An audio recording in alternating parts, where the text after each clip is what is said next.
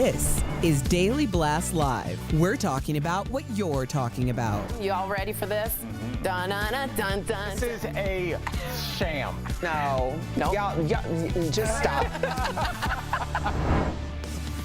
Oh, that Lindsey Granger laugh. I miss it. Welcome to DBL, everyone. It's Tuesday, November 23rd. I'm Tori here with Erica and Al. Hey. Hey, we got some new details that I want to share with you guys about the suspect in the Christmas parade tragedy. So last night, hundreds of people braved the cold weather to hold a candlelight vigil for the victims. Now, as I said before, 5 people were killed, including a couple members of the Dancing Grannies. Police have arrested 39-year-old Daryl Brooks, who they say was leaving the scene of a domestic dispute when he allegedly tore through the parade. There is video of his arrest from someone's front porch. He was at home saying he was waiting for an Uber, and that is when police apprehended him. Wow. We are also learning he was out on a $1,000 cash bail after allegedly hitting his ex and purposefully, get this, running her over with his vehicle.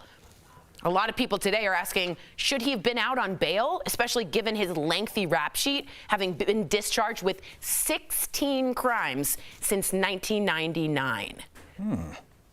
Didn't the couple that ran that abusive girls' home that we covered yesterday, weren't they over 100 felonies and they're out on bail? Yeah. It's interesting. Erica, when I first saw this story, I thought about, I talked to one of my best friends in the world, my buddy John, whose brother's a cop down in Miami, and he was like, we were talking about police brutality overall, and his brother's kind of my age. Actually, I'm not going to say his name. But he was saying that, yes, he talked to his brother about police brutality, but one of the things his brother was saying as a cop is that when we get pulled over, or when we pull somebody over, a lot of times we put that person in jail the week before, 2 weeks before. And they know for a fact that person has 1 or 2 strikes, and they might be like, I'm not going back. So they were like, that's why I'm so jumpy a lot, is a lot of times in communities, you're not arresting Erica and Tori, it's the same people. Right. And so you know these people, and it makes me, and it made me, I thought about that when I saw this case. He had nothing to lose. I was like, why is this dude out? Why are those people we covered out?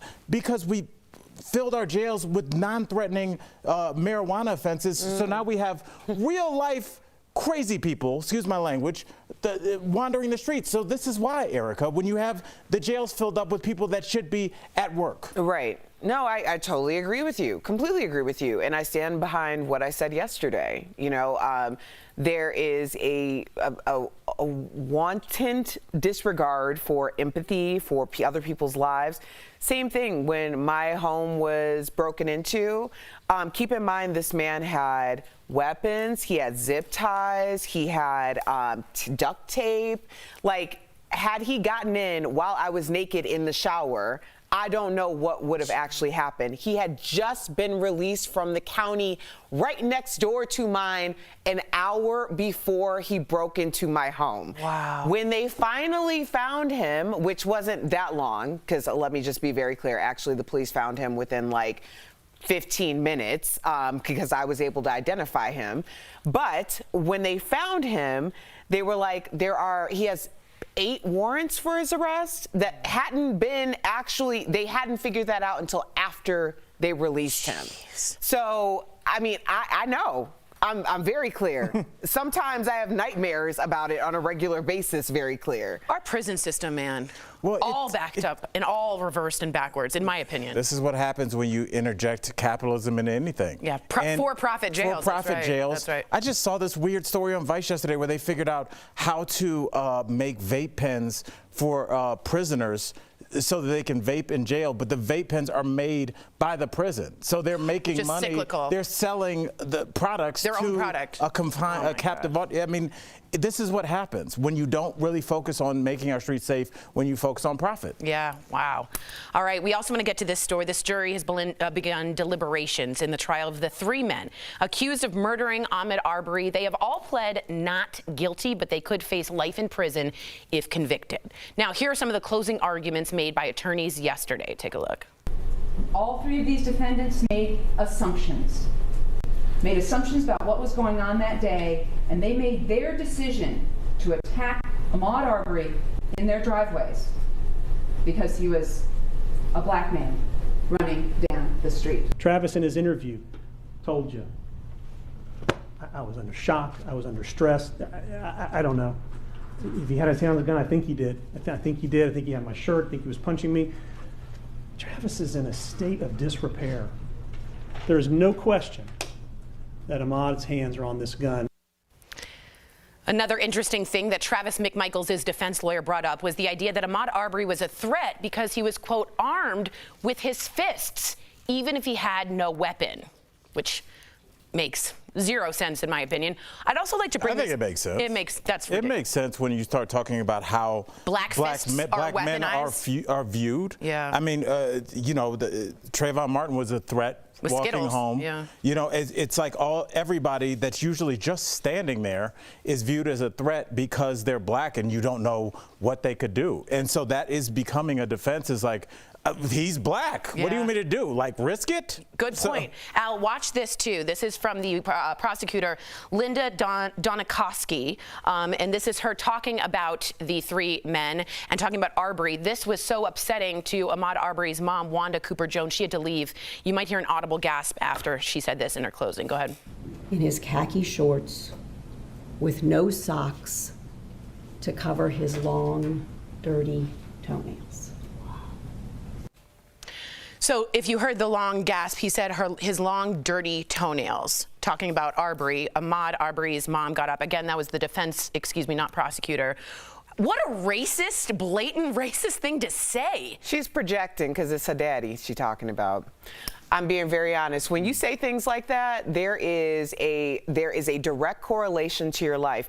When you're talking about the disdain for somebody's dirty toenails, long toenails, and right. we don't even know if that was truly the case or not. When you're talking about there were young girls in the neighborhood, to imply that he could have gone into anyone's home at any point. Not just a home that had no occupants, but that wasn't even it could have been your daughter. Yeah, Linda, your daddy. Wow. That's who you're talking about.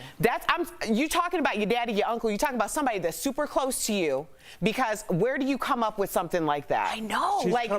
That's projection. That's projection. But that has 101. worked for so long, sadly, Erica. The idea that it's obviously been applied to black men, but it's always whenever they're immigrants or somebody that does not look like the homogenous group, they are looked at as people that are coming for your jobs and coming for your women. It is as long as history, and especially with black men, the crazy black man coming to get your daughter, coming to get your wife, is how people were lynched. The idea of a crazed black man on the streets coming to rape your daughter is a dog whistle that has gone on throughout time and space. And here we are in 2021, and we're like, what did that mean?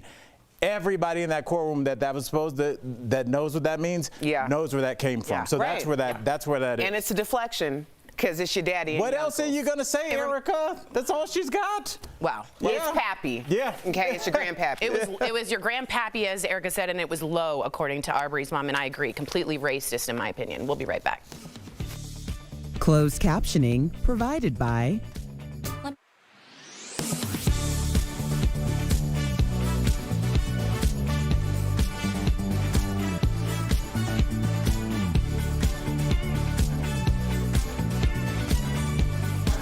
Yeah, it's obviously we're still talking about what the defense for the three men accused of murdering Ahmaud Arbery with the dirty toenail.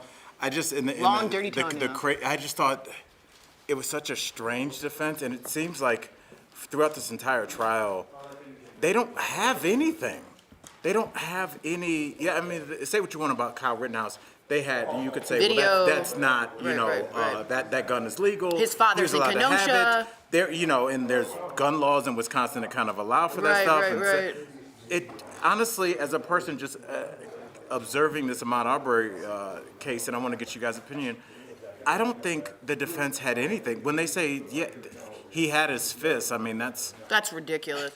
Well, what else? The implication, because we've talked about this so many times on the show, it's like when the color of your skin is the weapon. Yeah. Like, he didn't just have, that wasn't that he had his fist, he had his black fist.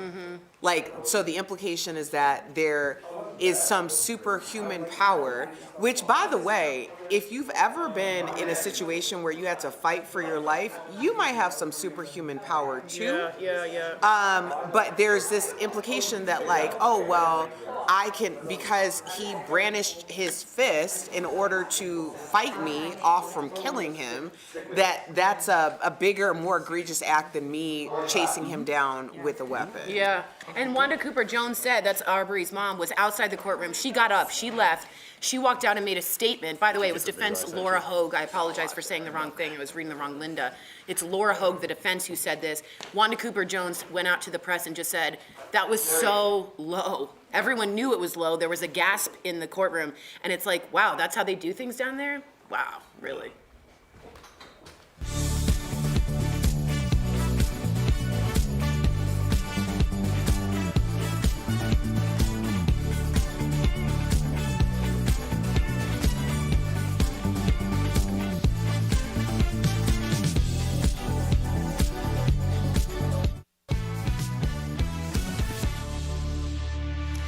Welcome back to DBL. We're going to change gears a little bit here. A relationship expert is breaking down the top things that can lower your sex appeal. All right? We have any music? Just kidding. According to the expert, a lack of sleep is the number of one sex appeal killer. She said sleep deprivation dulls the skin. It decreases our energy and makes us less attractive. Next, straighten up, because slouching can also make us appear less sexy. And playing mind games like going hot and cold and being mean also won't get you a ticket to Sexy Town.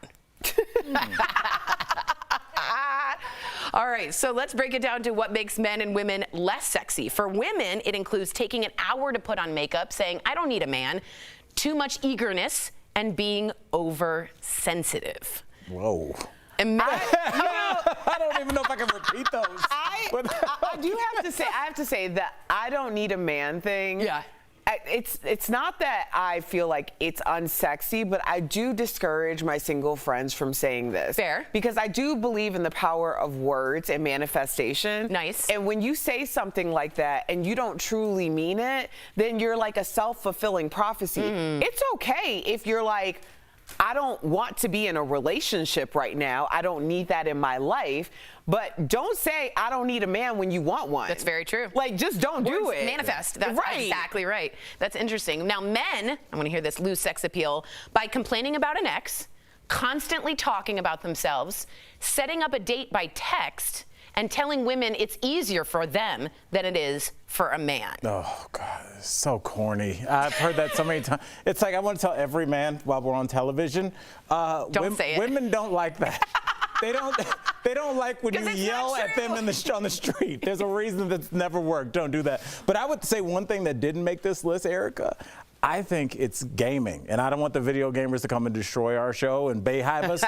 But honestly, I've talked to a lot of my female friends. They find that unsexy. It's because it's so much time. It's 5 or 6 hours after work, which is really the time that you have to cultivate your relationship. And gaming is a part of people's lives. Headset, different room, light off, gigantic TV. Chair, special chair. On a mission to Mount Fuji or whatever battle they're doing, and it takes them away from their relationship. And I've met a lot of people that have said it's been a problem. Yeah, you have to be like, I think you both have to be gamers. I know couples that are like that, and they are super happy. But you can't, like, no. I understand. I do understand. Should there be a dating app for gamers? I'm shocked that there isn't. I think the gaming is the dating app, isn't it? From me. Twitch, you make Twitch make a switch with Twitch. Oh, that's good. You know? I like that. I think they meet on the actual game. Oh, that's probably true. The gaming is the dating. Is the dating We app? sound like some boomers. They could meet over Pac-Man. What about that Ghostbusters arcade? All right, coming up on DBL, our interview with Carson Kressley. We asked him to rate past outfits of ours. Jacket. And his reactions were hilarious. That's coming up next. Meet Martha.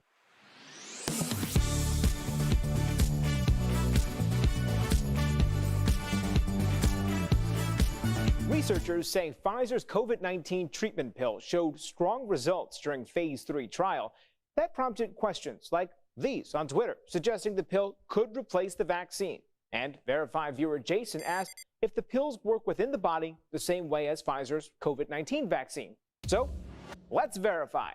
Can Pfizer's COVID-19 treatment pills replace vaccines? Our sources are Pfizer, the FDA, and 3 doctors who specialize in infectious diseases. Several of the posts refer to the pill and a vaccine as an either-or scenario, but doctors say they work very differently. Well, the pill is not a preventative. The pill would be used as a treatment. So you actually have to get the infection in order to use the pill. Once infected, Pfizer's research shows its pill is very effective at keeping people out of the hospital. This is a good backup, but really preventing the infection is the best thing. Which is why doctors say the vaccine is the best way to prevent getting COVID-19. If you choose not to get the vaccine, if you get tested every few days, and as soon as you test positive, you get to the doctor and take these pills, that'll offer you some protection. Pfizer's pill works differently than its vaccine because they have different goals. The vaccine teaches your immune system to fight off the virus and make it less likely you'll get infected, while the pill helps your body fight the virus if you take it after you get infected. Other antivirals that target viral proteases have been developed for viruses such as HIV and hepatitis C, and these have been very effective at controlling spread in the community and treating infections. So it's false that Pfizer's COVID-19 treatment pill can replace vaccines because they don't prevent infection. They only help after someone is already infected. Welcome back to DBL. He's an award-winning superstar with super styling powers. Earlier, the extraordinary Carson Kressley sat down with us for today's Chatting with the Stars.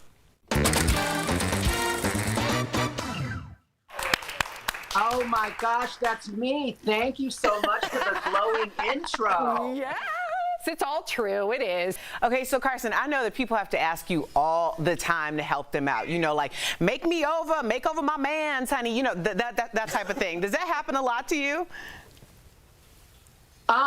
It does. Sometimes, at the grocery store or at the mall, people will ask for a free makeover and like, can you do my man? And I'm like, I don't know. What does he look like?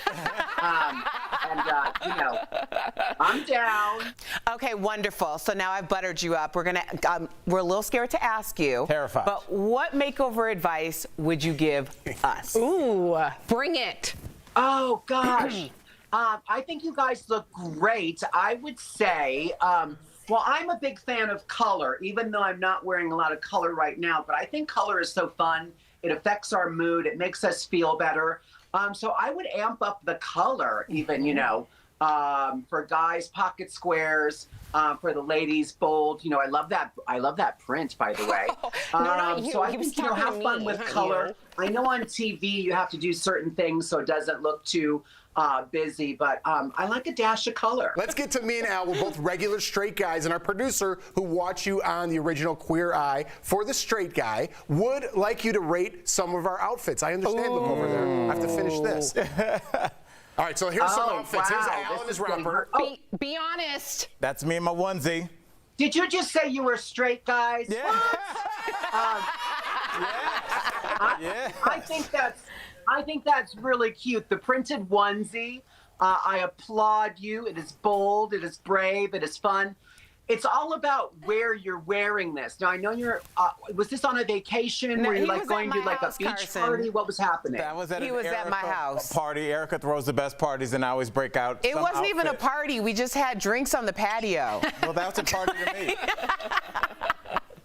So Well, sign me up. I'll put on my adult onesie and I'll be right over. Okay. You are always welcome. Rose all day, baby. Wait, we got one more picture for you, Carson. Yes. How about this? How about me and my? that? How about me and my? That's you? That's me as Bieber. What? I love it. Wow, That's leave it to embarrassing. Bieber. You look good. You should maybe think about bangs. See, all right. Try Okay. All right. Now, Jeff, we're joking around, but we really are into fashion, and I want to look nice. So, can you give our viewers and myself some fashion do's and don'ts for the holiday season? Because it's ugly Christmas sweater time, and people try and do too much. So, what's the line? The number one thing is to have fun with accessories. And I don't think, Some of us are going to our first holiday parties in 2 years. It's been a rough couple of years. You don't have to go out there and spend a fortune and buy a whole new look, but you could get a great fun little bag at places like Zara, H&M.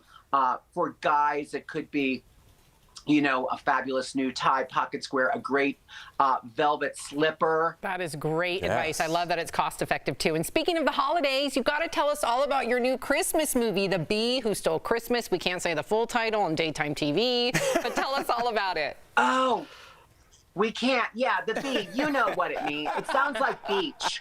Right. Which you can say on TV. Yes. But yeah, it is a really fun. It's a fun movie. It comes out December 2nd on Paramount Plus, starring RuPaul and Krista Rodriguez and little old me, Ross Matthews, Michelle Visage. And it's a very, I think it's kind of like if The Devil Wears Prada was a Christmas movie with drag queens, that's what this movie is. Sold. All right. Yep. Done, right? I'm on it. It is on my calendar, okay? It's time. It really is. Thank you so much, Carson. We all can't wait to watch it. In fact, our viewers, you need to watch Don't Miss the Bee Who Stole Christmas, or Beach Who Stole Christmas. Premiering December 2nd. Yeah, her. Yes, her. That girl. It premieres December 2nd on Paramount Plus. Carson, we love you. Thank you so much for chatting with us and for sharing your style tips. Yes. Of course. We'll be right back. Appreciate Thank you. Thank you. Promotional consideration is brought to you by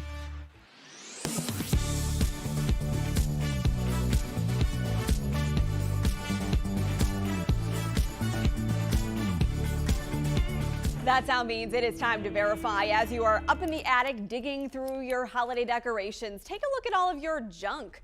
Do you have old televisions, broken computers, jammed printers lying around? Before you replace those electronics with all the latest and greatest gadgets from Santa, it might be a little time to do some fall cleaning. Viewer Angela reached out requesting please verify the best way to dispose of old electronics, old computers, laptops, etc. What is the best way to do this and keep any personal information safe? Our sources for this are North Carolina Session Law 2010-67, the Electronics Take Back Coalition, and Eddie Reynard, Environmental Compliance Specialist at the City of Greensboro. The Electronics Take Back Coalition says North Carolina is one of 25 states with legislation mandating electronics recycling. In most cases, manufacturers pay for the recycling. In North Carolina, it is illegal to throw away most larger electronics. A 2011 law expanded the state's e-waste program, banning televisions and computer equipment like monitors, printers, and scanners from the landfill. The goal was to find an environmentally friendly and secure way to get rid of them. Over time, that plan has evolved. Most North Carolina cities and counties now have e-recycling centers. Guilford County has 3, including EcoFlow in Greensboro. That's where Reynard oversees 2 million pounds of electronics recycled every year. Well, he acknowledges there is consumer concern about recycling items that could contain personal data. For example, an old laptop that won't turn on anymore. They wipe the computers clean, and also they send the hard drives through a shredder, which actually shreds the hard drive. They even separate the color of plastic. It is amazing. Like the white plastic from your computer, the black, they have the metals that's also extracted. So, I mean, it's an amazing process. In conclusion, we verified it is true. It is illegal to throw away TV and computer electronics in North Carolina and several other states, but there are easy ways to recycle them for free. If you're caught throwing away a recyclable electronic, Reynard said the punishment ranges anywhere from a warning to a hefty fine. With your Verify, I'm Megan Malaris. We talk about it all the time. Stores across the country facing major supply chain issues, and companies are going to need more than some holiday spirit to fix them. Tech brands like Apple, Xbox, PlayStation, and Toshiba have all said they're preparing to run out of products fast this season. So what if you can't find the latest iPhone or Nintendo Switch in stores? Retail analysts say more people are considering digital gifts this year. Unlike physical gifts, there's an infinite supply of them, and you don't even have to wait for them to ship. And we're not just talking gift cards. That video game your kid wants is probably available for download instead of buying a physical disc. Subscription services are also exploding in popularity. You can send everything from food and wine to books and clothes to your loved ones for a gift that keeps on giving throughout the year.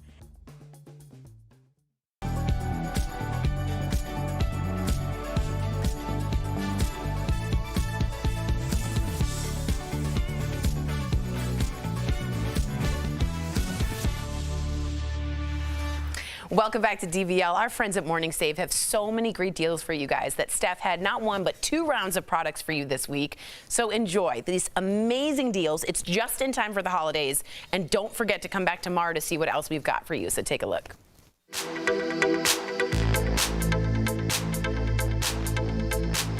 All right, what do you have for us today, Steph? First up, we've got the Sabby 18 carat tricolor plated triple strand tennis bracelet. So this deal includes 1 bracelet.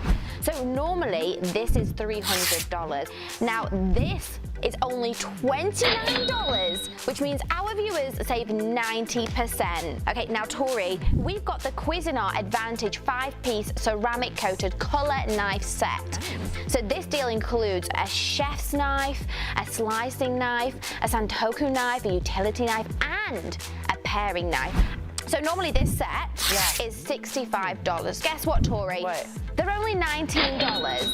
I know, it means our viewers save up to 71% on a lifetime worth of knives. Okay, now we've got the Life Pro Charm neck and back massager. So this deal includes 1 shiatsu massager, 1 carrying bag, 1 massage tool, and 1 car adapter. So normally this is as much as $80. So now we've got it for a great saving. You're saving up to 51% because it's only $39. Oh my Lord! I know. Last but certainly not least, we've got Laundry by Shelley Seagal diamond knit scarf and hat set. Cute. So cute. The deal includes 1 scarf and 1 hat, and we've got it available in 2 different color sets. We've got marshmallow or black. Normally, these are as much as $76. But guess what, Tori? What? We've got it for only $19, which means our viewers save 75%, and this is a really, really lovely set for Christmas. Head on over to morningsave.com to snag these amazing deals at the lowest prices. You can even visit morningsave.com right on your smartphone. Thank you so, so much, Steph.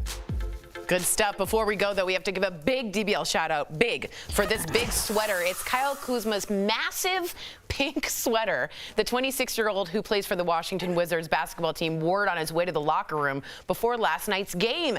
Al Fashion Jackson, thoughts? I'm a big hoops fan. That's been going on for a long time. I mean, that's pushing it, but NBA players are fashion forward, and this is where we're going. Russell Westbrook's on this, so. You like it too, the sweater?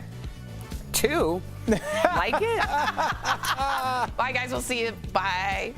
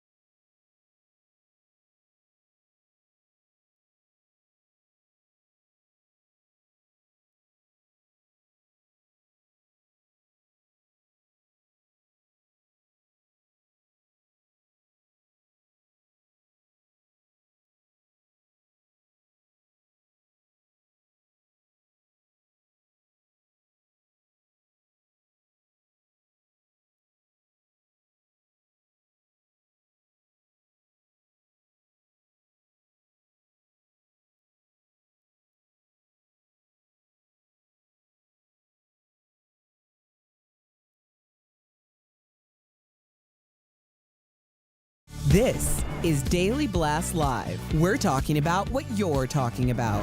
Get real. You all ready for this? Dun-dun-dun-dun.